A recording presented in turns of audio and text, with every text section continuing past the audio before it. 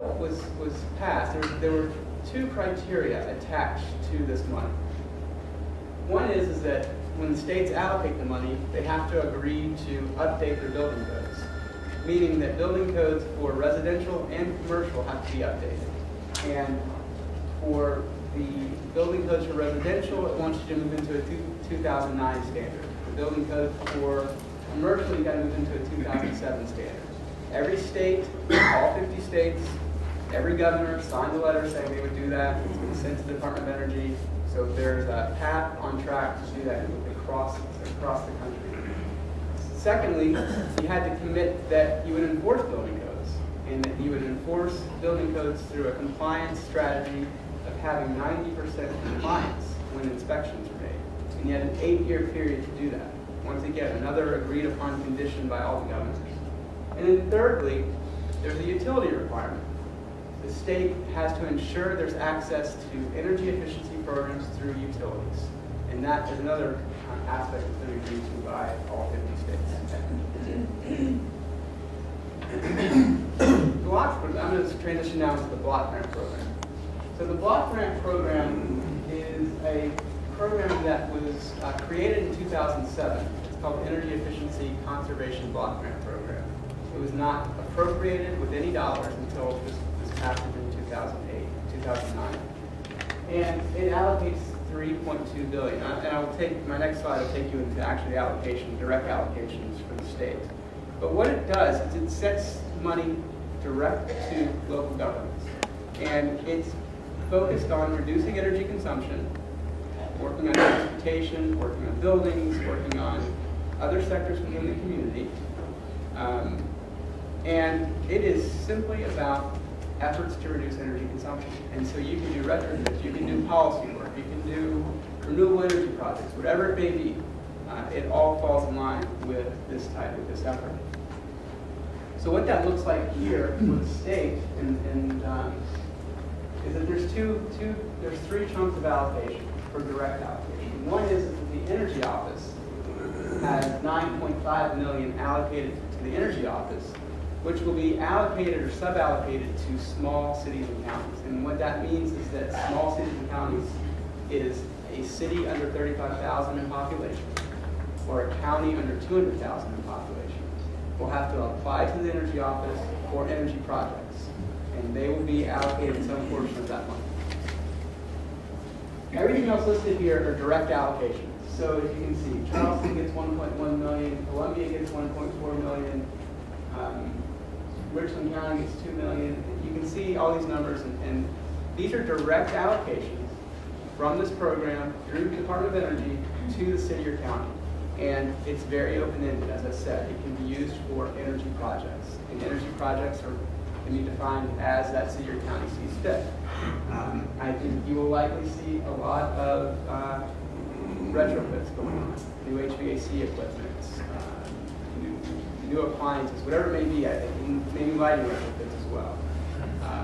The challenge or the opportunity I foresee is that how do you sustain this type of effort within a city or county so that you're not just doing one-time equipment retrofits, but how do you enact some type of, whether it's a revolving loan fund or some type of policy in place that you can spread this money across time and really leverage opportunity. So the other piece is weatherization. And so weatherization is a $5 billion total program, and as you can see here in the top, the numbers that I was able to pull were, so weatherization, once again, is a DOE program, historical, it's funded through a formula base. Every state receives so much, X amount of dollars per year for weatherization. Weatherization applies to low income, and there's a couple of changes that happen with weatherization dollars. One, but let's talk about the numbers where they are right now. In 2007, South Carolina was given $1.5 million from the Department of Energy.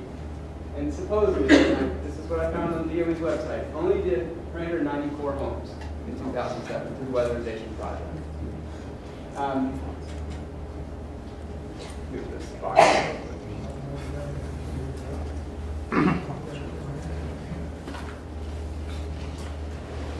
So the state was allocated $58 million this year for weatherization.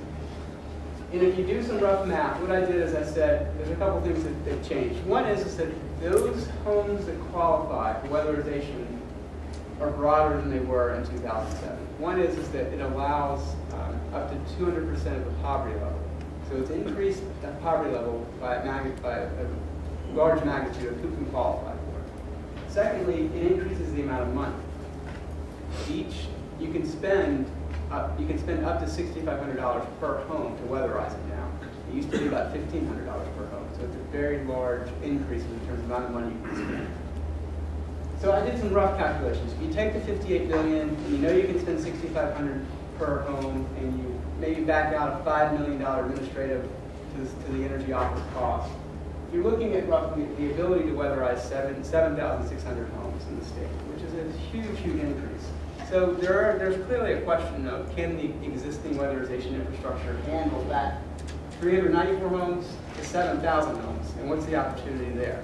And the way that most states are looking at this is that the money will flow through what are called community action agencies. And the community action agencies will provide that service, will do the audits, will do the weatherization. And as I have in this box here, what is weatherization? Well, it's an energy audit, maybe it's insulation in the home, it's a blower door test to see where there's drafts, where there's leaks, it's air sealing of ducts, it's maybe replacing some windows, replacing heat pumps, water heaters, air conditioners, appliances, weather stripping. I mean, it's endless in terms of what type of equipment, what type of effort you can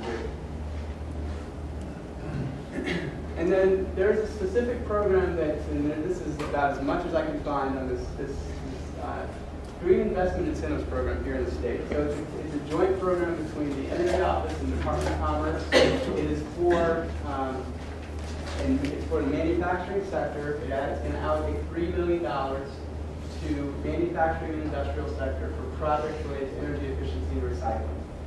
The guidance is not out yet. I would recommend just taking a look for those that are in industry, manufacturing, to take a look at the South Carolina Energy Office website and monitor when this is out, because I know that they will be pushing this out probably through an application process.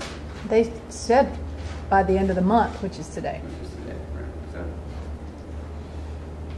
So I'm going to go through a couple other pieces and not spend a lot of time, but I'm going to spend more time talking about some tax abilities. But there was $400 million allocated through the Department of Energy for energy research, and there'll be a lot of deployment of those dollars into academic universities to look at technology, research, and deployment.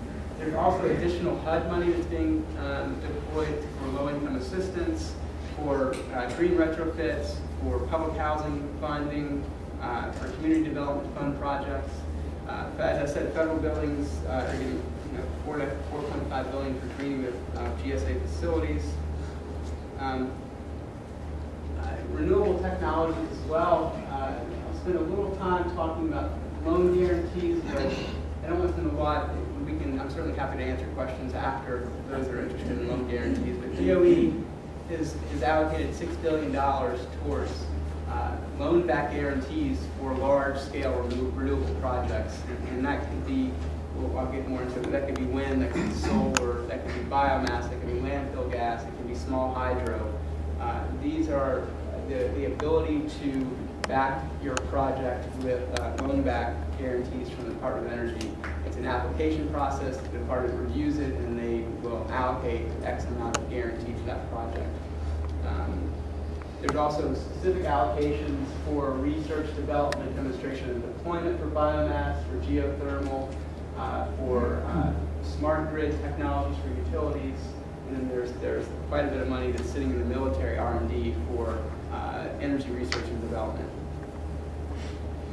There's also money that's been allocated to, per se, the utility sector for what is termed smart grid, making the grid smarter, getting the antiquated, very old grid into new specifications so that you can have different types of energy sources on this grid moving around and having the grid talk to each other.